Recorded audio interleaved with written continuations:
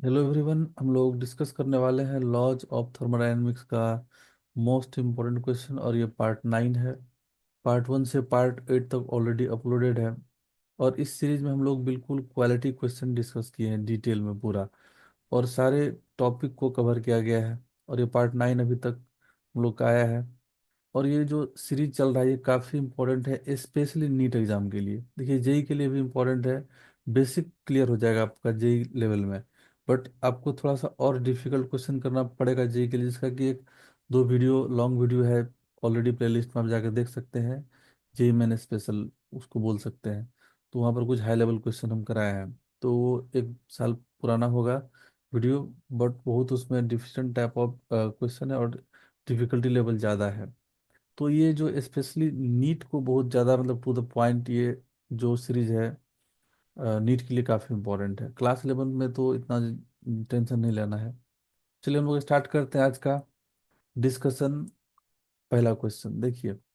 Question बोल रहा है, refer to the Carnot cycle of an ideal gas as shown in the figure. Let W A to B, W B to C, W C to D and W D to A represent the work done by the system during the process A to B, B to C, C to D, and D to A, respectively. Respectively, consider the following relation. तो देखिए, A to B इधर हो रहा है, B to C देखिए इधर है, C to D फिर एरो का डायरेक्शन देखना है। A से B में देखिए वॉल्यूम इंक्रीजिंग है, B से C में जो है वो भी वॉल्यूम इंक्रीजिंग एक्सपेंशन हो रहा है, C से D में कॉम्प्रेशन हो रहा है, और अगेन D से A में कॉम्प्रेशन हो रहा है। तो उसी का वर्क डन हम लोग को अभी यहाँ पर दिया हुआ 4 ऑप्शन क्या करेक्ट है वो हम लोग को सिलेक्ट करना है। तो ए से बी जो है देखिए, एक्चुअली अभी इसका कोई जरूरत नहीं है, फिर हम बता दे रहे हैं। उसमें आइसोथर्मल एक्सपेंशन होता है।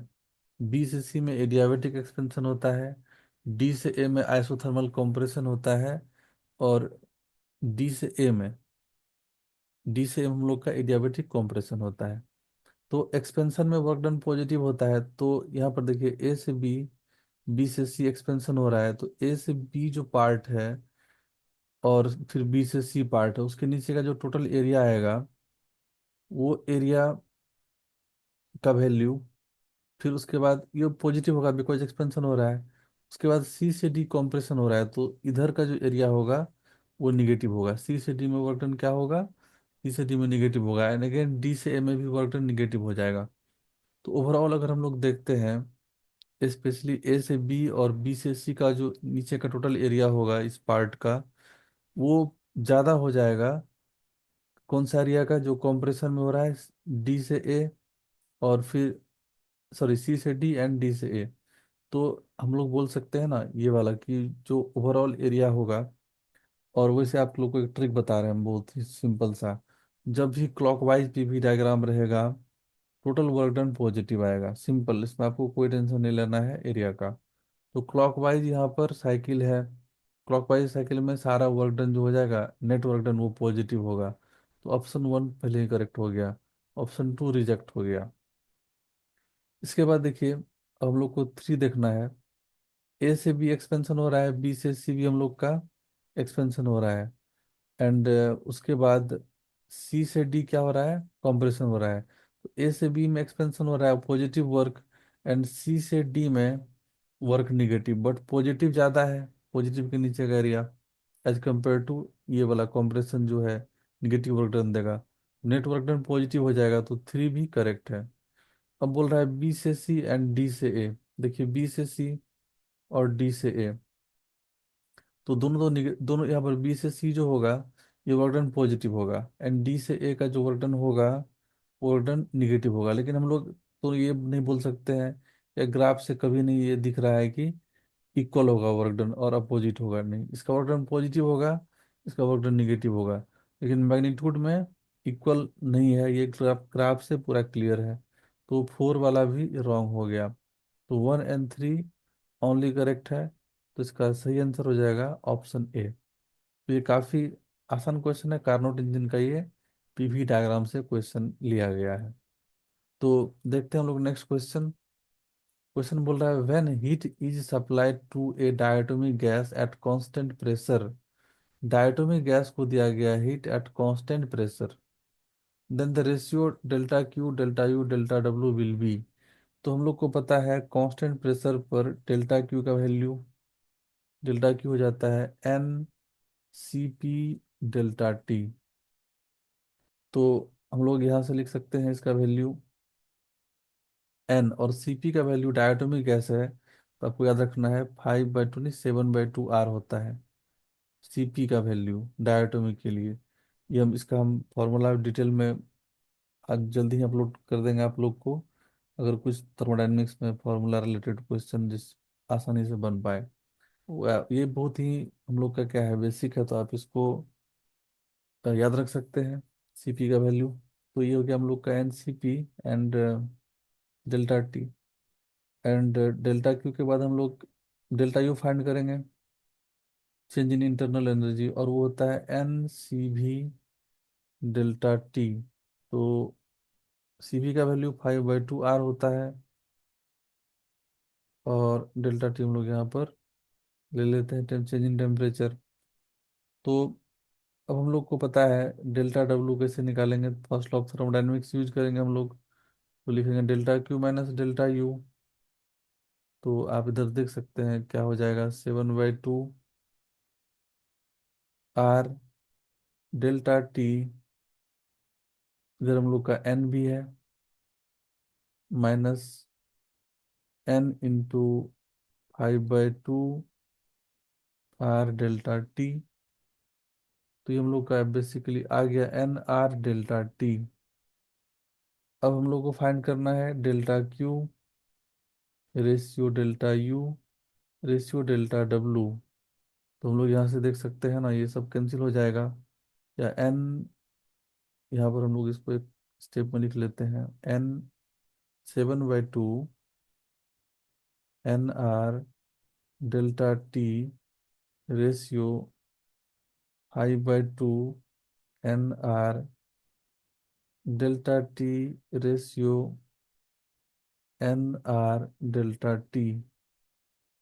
तो अब यहाँ से हम लोग का रेशियो में जो है 2, ये सब क्या होगा कैंसिल हो जाएगा, और एन आर डेल्टा टी तो सबसे कैंसिल हो जाएगा। तो ये कितना आ जाएगा, 2 मल्टीप्लाई कर लेते हैं समय, तो 7/5/2 आ गया, जो कि ऑप्शन डी में है। So D is correct. Question है next, if an ideal gas changes from state 1 to state 2 as shown in figure. Ideal gas बोल रहा है, then work done by the gas in the process will be. तो देखिए यहाँ पर PT graph है, वो हम लोग को पता है P V equal to N R T ideal gas के लिए।